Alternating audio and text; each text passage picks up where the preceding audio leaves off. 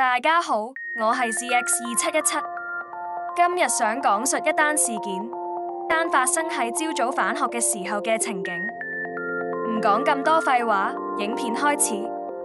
開始之前記得訂閱我的頻道。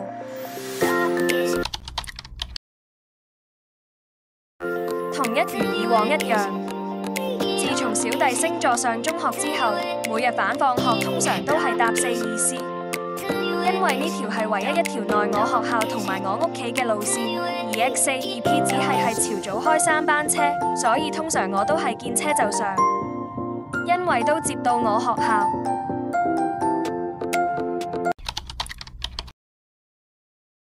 事件係發生於2025年12月16日早上，喺大約朝早7點30分，一如以往地搭424返學，該車為 E500MMC Atenu 639TN7901，原先應該大約7點53分抵達華園村，但因阻塞問題而有延遲，最終於上午8時抵達葉城街。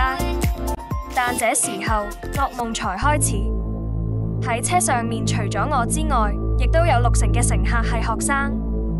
正當大家收拾手機、冚鐘預備落車嘅時候，喺埋站期間突然踏地油門，最終飛站。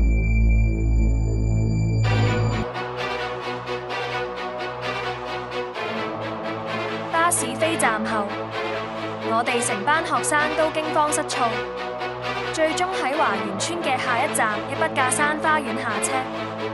呢個時候已經係8點010分，已經遲晒大到，我哋班學生衝上附近天橋過反對面月台，現場非常擠迫。但來往筆架山花園同華園村嘅路線只有38、40E 同埋我哋熟悉嘅424，其他路線一係就往屯門，一係就落長沙灣，或者經呈祥頓前往荃灣、葵涌同埋機場。但當時係上午繁忙時間，3條路線都頂站，最終等咗5班車之後先上到車，其後上咗架 FU516UU5631，但就導致返學用咗22蚊，因為回程都要俾正價，現場亦有唔少學生都抱怨飛正。最後梗係遲到啦，落車嗰陣已經係8點半，當時已經係地理課。好彩老師豁免我哋因為巴士飛站而遲到，亦都唔會記缺點。雖然老師已經豁免咗我哋，但係我仍然對呢件事件有點不滿。今次可以係話我自開學以嚟第一次發生返學咁糟糕嘅事。喺放學之後已經上九巴投訴。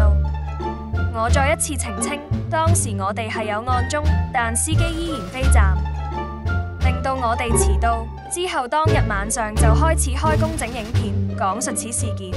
唔知你哋有冇發生過類似事件？歡迎喺留言區討論。